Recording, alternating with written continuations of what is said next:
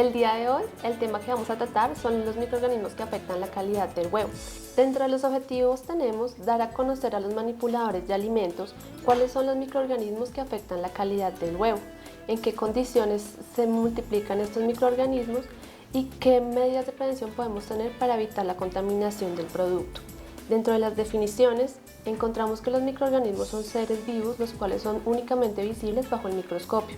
Son seres que encontramos por doquier en la naturaleza, en el aire, en el agua, en el suelo, y juegan un sinnúmero de papeles importantes en la vida del hombre y los animales. Los microorganismos se tienden a asociar como causantes de enfermedades, infecciones y deterioro de los alimentos. Sin embargo, hay que tener en cuenta que estos tienen muchas aplicaciones industriales. Dentro de la clasificación de los microorganismos encontramos 4 grupos: virus, bacterias, hongos y parásitos. Se cree que hay entre 1000 y 1500 tipos, de los cuales 250 producen alguna enfermedad para el hombre. Los virus no se reproducen en los alimentos, sino que pueden ser transmitidos a través de ellos, es decir, que pueden pasar de una persona infectada a una persona sana. Una escasa higiene personal contribuye al contagio de los virus en los alimentos. Las medidas de prevención que podemos tomar ante esto es que en caso de una persona esté infectada con algún tipo de virus, esta debe ser aislada de cualquier proceso productivo y no puede estar en contacto con el producto. Debe utilizar un tapabocas, el uso constante de jabón y gel antibacterial. Como virus que normalmente conocemos y escuchamos y son muy importantes, tenemos los virus Norwalk, el de la hepatitis, el del VIH y el de la influenza. Continuando con la clasificación de los grupos de los microorganismos, encontramos las bacterias. Estos son organismos procarióticos unicelulares simples. La reproducción de las bacterias se da mediante una división simple en tiempos entre 15 y 20 minutos, lo cual hace que en el poco tiempo del mal manejo de un alimento, la población microbiana presente en él se multiplique rápidamente en una forma exponencial. Por eso hay que evitar los tiempos en que el alimento queda sin algún tipo de refrigeración para evitar que esto ocurra. Existen cientos de especies de bacterias, pero todas ellas tienen alguna de las 3 formas existentes: la forma de bacilo, la forma de coco y la forma de espiral. ¿Qué necesitan las bacterias para crecer? Necesitan comida, humedad, temperatura y tiempo. Dentro de la comida requieren alimentos ricos en proteínas y humedad, por ejemplo los huevos. Para el caso de la humedad, las bacterias necesitan agua y comida para crecer.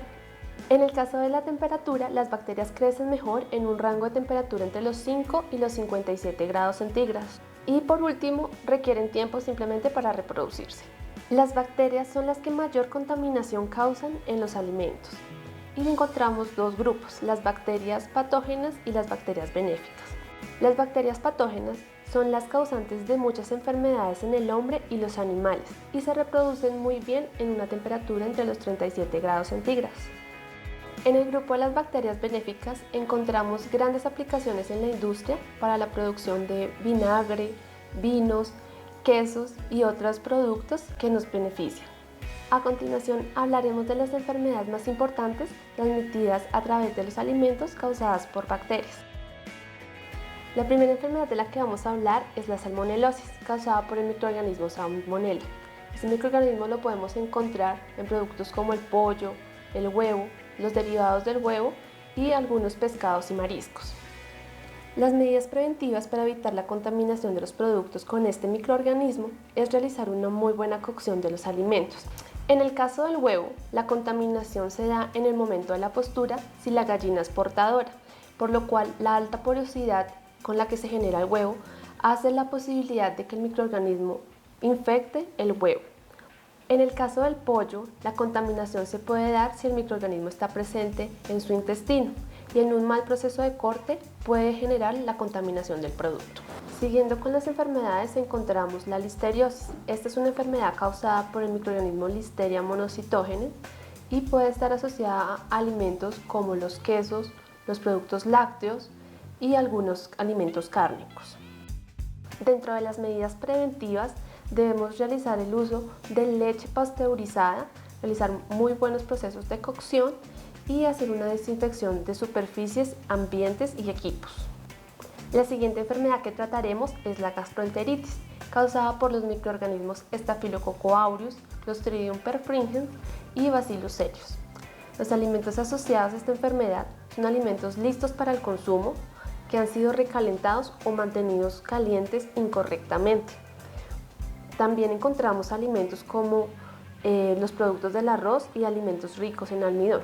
Las medidas de prevención van a evitar la producción de una toxina que producen estos microorganismos. Por tanto, debemos realizar muy buenos procesos de cocción, refrigeración y en el caso de que un alimento no vaya a ser consumido en el momento después de prepararlo, este debe ser almacenado en un lugar cerrado y posteriormente realizar un proceso de refrigeración. Por otro lado, encontramos la enfermedad llamada botulismo. Esta es causada por el microorganismo Clostridium botulinum. Los alimentos asociados a esta enfermedad son alimentos enlatados, no procesados o que sufrieron un abuso de temperatura. Las medidas preventivas van hacia el no uso de productos enlatados caseros o enlatados que presentan algún tipo de abombamiento, abolladuras o daño en la lata. Por último, tenemos la enfermedad de la colitis y otros tipos de enfermedades intestinales que son causadas por el microorganismo Escherichia coli. Entre los alimentos asociados a estas enfermedades son los productos cárnicos. Dentro de las medidas preventivas debemos hacer una muy buena cocción de los alimentos y tener una muy buena higiene personal, puesto que este microorganismo está asociado a contaminación fecal. Continuando con los grupos de microorganismos, encontramos el grupo de los hongos. Este es un grupo muy heterogéneo porque encontramos microorganismos que solamente vemos bajo el microscopio y también microorganismos que producen cuerpos fructíferos grandes, como las setas y los champiñones. Son el grupo de microorganismos que más producen contaminación en los alimentos. Los hongos deterioran los alimentos y producen algunas enfermedades en el hombre por las toxinas que estos producen. Sin embargo, estas enfermedades no se dan en el momento del consumo de un alimento contaminado, sino que se van acumulando en el organismo y producen una enfermedad a largo plazo. Es por esto que es muy importante que en el momento de la contaminación de un producto con un hongo, no solamente quitemos la parte en la que vemos el crecimiento del hongo, debemos desechar todo el producto, puesto que este, aunque no lo veamos, ya está contaminado completamente por este microorganismo. Los hongos crecen en cualquier condición, pero crecen mejor en alimentos ácidos y con poca actividad de agua. Como medidas de prevención, tenemos los procesos de congelación y refrigeración. Sin embargo, hay que tener en cuenta que estos mecanismos no destruyen los hongos, solamente limitan su crecimiento. Dentro de los hongos encontramos las levaduras. Estos pueden causar un rápido deterioro de los alimentos. Adicionalmente, cuando se produce la contaminación con estos microorganismos, tenemos un olor y un sabor característicos a alcohol. Las levaduras pueden aparecer como una decoloración o mucosidad rosada y pueden formar burbujas. Se reproducen fácilmente en alimentos ácidos con poca actividad de agua, como lo son jaleas, mermeladas y jarabes. Adicionalmente, tenemos que tener en cuenta que los hongos también tienen muchas aplicaciones industriales en la producción de algunos embutidos, quesos y bebidas alcohólicas, entre otros. Adicionalmente, en la industria farmacéutica los utilizan mucho para la producción de antibióticos. Por último, dentro de los grupos de microorganismos encontramos los parásitos. Estos son organismos que requieren de un organismo huésped para sobrevivir. Los parásitos pueden vivir en muchos de los organismos que nosotros consumimos, como son los pollos, las vacas, los pescados, entre otros. Dentro de las medidas preventivas para evitar la contaminación con estos organismos, encontramos los procesos de cocción y refrigeración, puesto que estos mecanismos sí pueden destruir estos organismos. La higiene personal es un punto clave para evitar la contaminación con estos microorganismos. Un buen lavado de manos puede prevenir esta contaminación. Dentro de las enfermedades más importantes transmitidas por parásitos encontramos en primer lugar la triquinosis. Esta es causada por el microorganismo Trichinella spiralis. Los alimentos asociados a esta son alimentos cárnicos y el agua. La siguiente es la giardiasis, causada por Giardia duodenalis.